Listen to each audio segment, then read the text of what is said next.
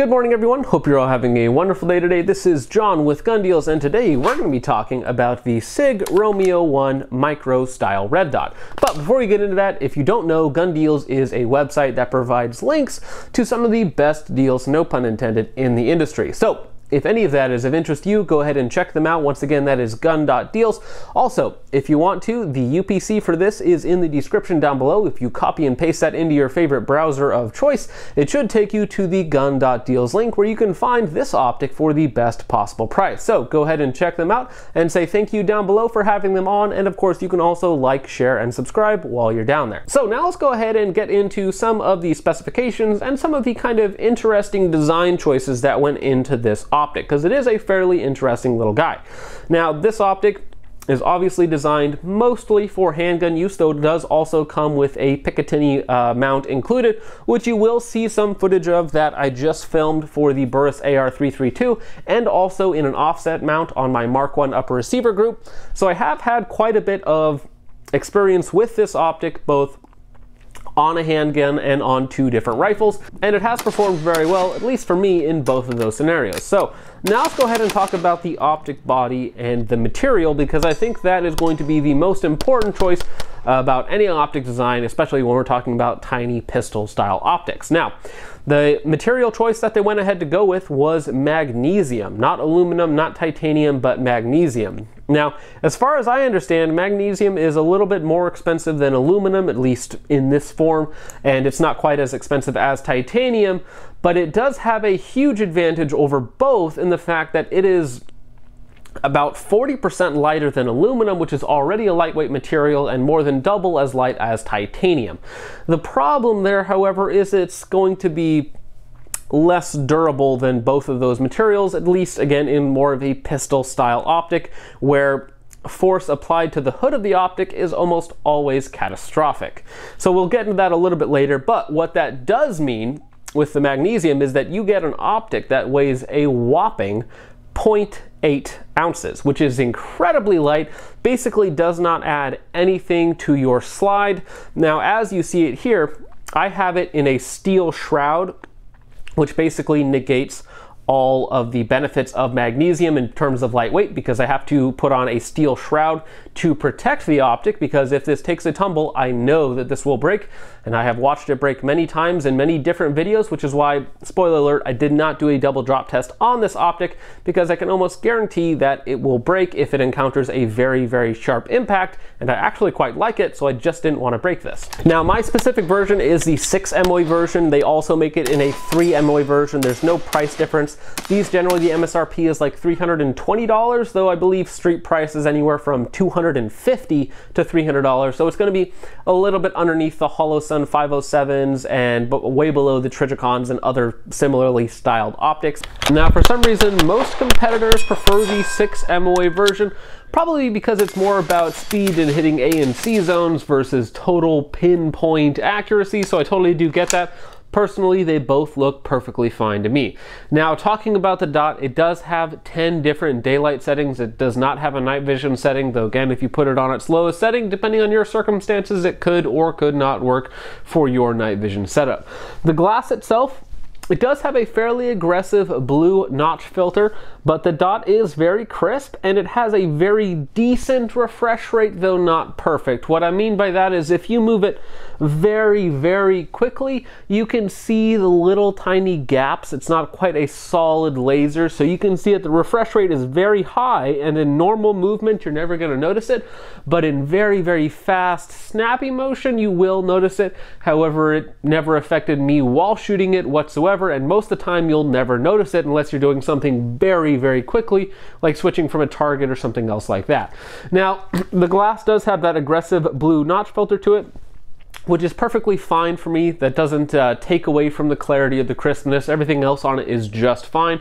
Most open style sights like this tend to be very good. This is of course an open emitter, so it's not closed off or anything else like that. Now, that being said, the battery that they chose to go with was a 1632, which is a much smaller version of a 2032 basically, and with that you get 5,000 hours of battery on setting 6. Normally I'm using it on setting 8, 9, or 10, and it does have have up and down arrows here on the left side, though with the included, or not the included, the separate shroud that I purchased, they can be a little bit difficult to hit. Now on setting 8, 9, or 10, you're probably looking at anywhere from 1,000 to 3,000 hours of battery life. However, this is paired with Sig Sauer's shake and wake technology, or their MOTAC, which basically means anytime the optic is left sitting for a certain amount of time, whether that's 10 minutes or 2 hours, it will automatically turn off and then turn back on when it senses the slightest motion. It again has been so good, as it has been on all of their other optics, that I have never noticed it, which is very, very good. So basically, if this optic is sitting next to your bed or sitting in your safe, it's not going to die all on its own. However, if you're walking around with it for months on end, I would probably be switching out the battery every 6 months at the latest, depending on how much you actually carry and use it. If you don't use it all that much, maybe it's your secondary gun or it sits in a truck or something like that, then maybe you could get away with every year or every 2 years. And of course, because of the design that this is a top feeding battery, that means that you do not need to take the optic off of your slide to switch out the battery, which means that you don't lose your zero, have to put it on there, then spend time re-zeroing it. You can just swap out the battery very, very easily. Now, I haven't mentioned it, but it does have very nicely recessed windage and elevation.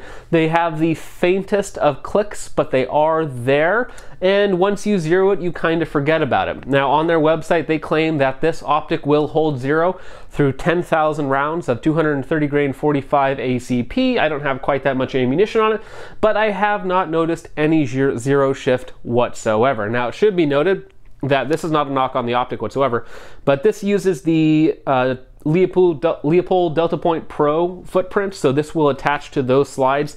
The slide that I have right here on my Glock 17 Gen 3 is a new one that I got from Tribe Defensive. It is a terrible slide. I would not recommend anyone purchase it. It said that it fit this optic, but it did not, so I actually had to shave down the rear of the slide to get this optic to fit in place. Again, not the fault of the optic whatsoever, just talking about the slide. But it also does not have integrated recoil bosses. So what that means is the only thing holding this optic to the slide are two very small style screws. So that's not all that confidence inducing, I should say. But I haven't, again, with the optic, even in the subpar setup that it's on this slide, I have not noticed any shift in zero or anything else like that. Now, normally I would do a double drop test, and I think this would definitely survive most drops, especially with the steel shroud. However, a shoulder height drop onto something like rocks or concrete, I believe that this would still shatter and break the lens, which is why I have not done it, because I do actually like using this quite a bit. So I'm going to try and protect it and keep it for a long time, as I do personally carry this gun, as this is my everyday carry. Now, I should mention that this is actually the first pistol mounted optic that I've ever had the chance to shoot, and this is the first gun that I've ever shot with a dot attached, and I do quite like it. So the actual shooting impressions of it, again, I mentioned that the dot has the tiniest bit slower refresh rate than what would be on like the top tier of optics, but it is still very, very good, and shooting impressions are quite pleasurable. I have had no problems with the dot with the optic whatsoever, other than, of course, my inexperience with it and me having to kind of get over the learning curve and some of the odds and ends when actually shooting with a dot versus iron sights.